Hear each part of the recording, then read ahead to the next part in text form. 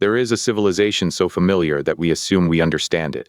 The pyramids, the pharaohs, the golden death mask of Tutankhamun, the hieroglyphs carved into temple walls, the mummies lying in museum cases on every inhabited continent. We have been studying ancient Egypt longer than almost any other civilization on Earth.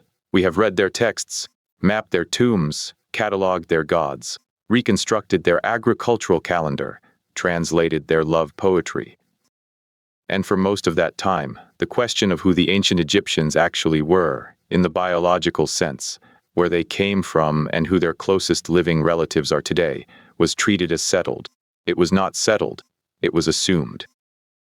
And when geneticists finally extracted workable ancient DNA from Egyptian mummies in 2017, the assumption dissolved into something considerably more complicated and considerably more interesting than anyone had expected.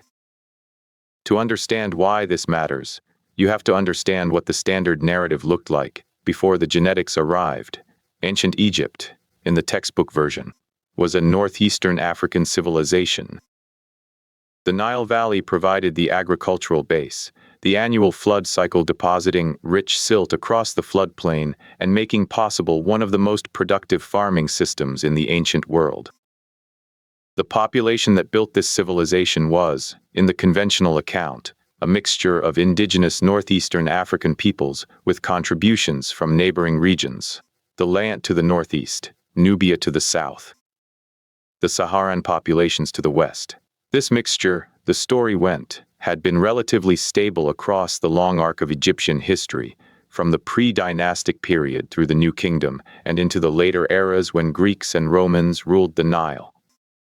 Egypt was, in this telling, an African civilization with African roots, which was both historically defensible and, for many scholars and communities, with deep emotional investments in the question of Egyptian identity. An important corrective to earlier Eurocentric accounts that had tried to separate Egypt from its African context entirely.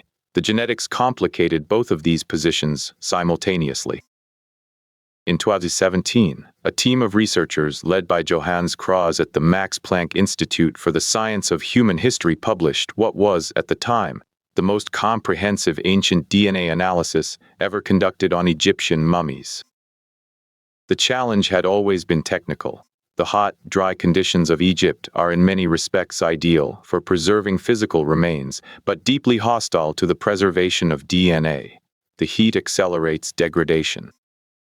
Mummification chemicals, including natron salts used to desiccate the body during the preservation process, further damage genetic material at the molecular level. For decades, researchers had attempted to extract usable ancient DNA from Egyptian mummies and produced results that were either too degraded to interpret or, in several high-profile cases, later found to be contaminated with modern DNA from the handlers and researchers who had worked with the specimens over generations of museum storage. The problem was not access. Egyptian mummies exist in collections on every inhabited continent. The problem was chemistry. DNA in an Egyptian mummy has typically spent 3,000 years in conditions that degrade it into fragments so short and so chemically damaged that distinguishing genuine ancient sequences from modern contamination became, for many years, effectively impossible.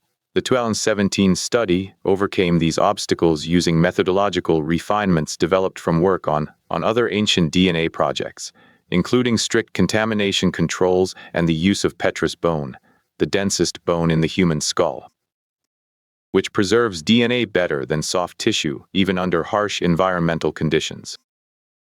The study focused on specimens from a specific and well-documented archaeological site, Abusir el Melek, a site south of Cairo, with a burial record spanning approximately 1,300 years of Egyptian history from the New Kingdom through the Roman period, yielding usable genetic data from 90 individuals across that entire span.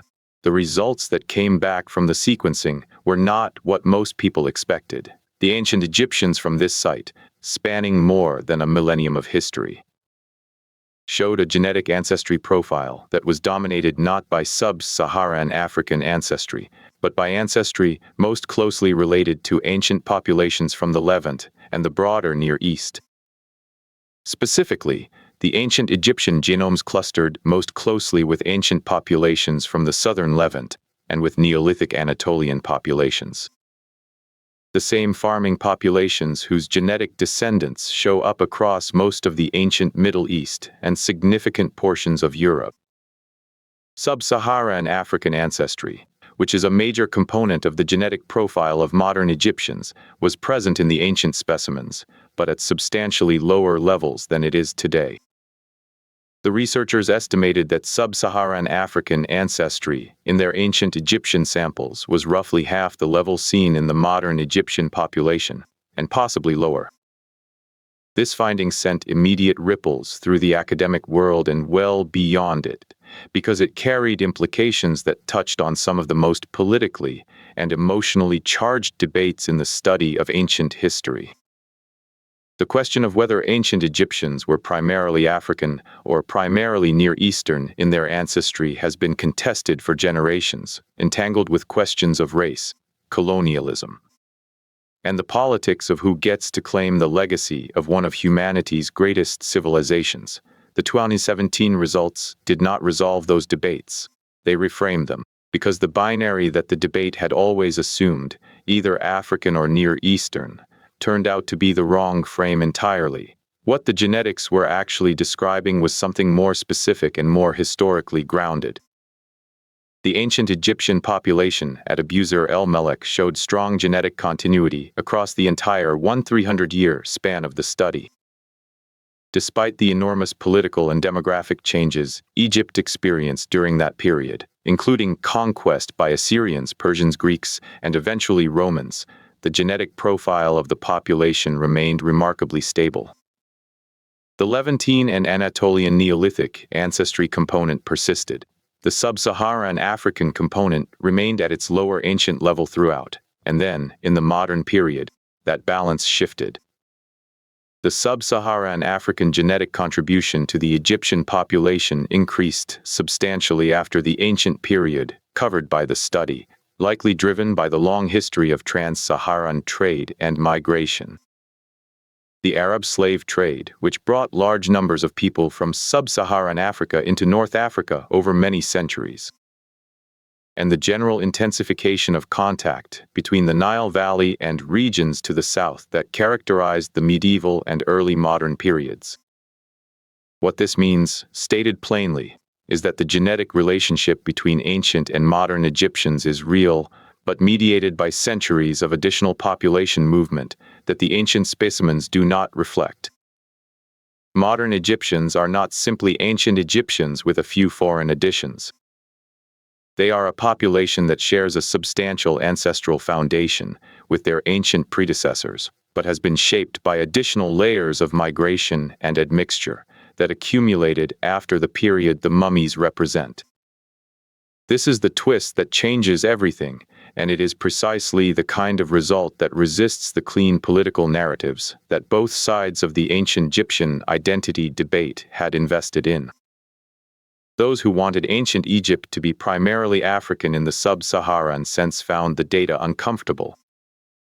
Those who wanted to separate Egypt from its African context entirely found the data equally resistant to their preferred conclusion, because the Levantine and Anatolian ancestry dominant in the ancient specimens is itself, geographically, the ancestry of populations living on the northeastern edge of the African continent, in a region whose historical and biological connections to both Africa and the Near East are deeply intertwined and impossible to cleanly separate. And there is something else. The 2017 study revealed that received far less attention than the ancestry question, but is, in some ways, the more profound finding. The ancient Egyptians were, across more than a millennium of history, a remarkably stable population. Conquest after conquest, dynasty after dynasty, the genetic record at Abu Zir el-Melek showed a people who absorbed foreign rulers without being genetically replaced by them. The Persian conquest left almost no detectable genetic signature in the population. The Greek conquest, which installed a ruling dynasty for 3 centuries and transformed Egyptian culture in significant ways, left a surprisingly small genetic footprint in the general population, even as it left an enormous cultural and architectural one. Egypt absorbed its conquerors far more thoroughly than its conquerors absorbed Egypt. The mummies are the evidence of that absorption. They are the record of a population that maintained its biological continuity through political transformations that rewrote every other aspect of the civilization above them. There is a moment that recurs in accounts of early Egyptology, when 19th century European scholars first began to study mummies in detail and found themselves confronting something they had not entirely anticipated. The people in the tombs were not abstract historical figures. They were individuals. They had names. They had family relationships recorded on tomb walls. They had diseases and injuries and dietary histories preserved in their bones and teeth. They had, in some cases, personal letters and legal documents buried with them. They were unmistakably people. The DNA is simply the most recent addition to the record those people left. And what it tells us now is something those scholars would not have had the tools to understand, that the ancient Egyptians were neither what their admirers nor their detractors wanted them to be. They were a real population, genetically specific, historically contingent, shaped by the same forces of migration and admixture and demographic change that shaped every other human population on Earth, and yet maintaining across 3,000 years of recorded history a coherence and a continuity that no invader, no matter how powerful, was ever quite able to erase. Ancient Egypt was never simply what we thought. It was never a civilization that could be reduced to a single racial category or claimed as the exclusive heritage of any single modern population. Every generation that has studied Egypt has seen in it a reflection of what that generation needed to find. The 19th century saw a mystery to be appropriated. The 20th century saw a political argument to be won. The 21st century, with its ancient DNA tools and its petrous bone extractions and its contamination controls, is seeing something cleaner and harder and more human than any of those. It is seeing a real population, genetically specific, historically contingent, shaped by the same forces of migration and admixture and demographic change that shaped every other human population on Earth, and yet maintaining across 3,000 years of recorded history a coherence and a continuity that no invader, no matter how powerful, was ever quite able to erase. Ancient Egypt was something more interesting and more durable than any single identity claim can contain. It was a people who built something so extraordinary that everyone who came after them wanted to claim it as their own.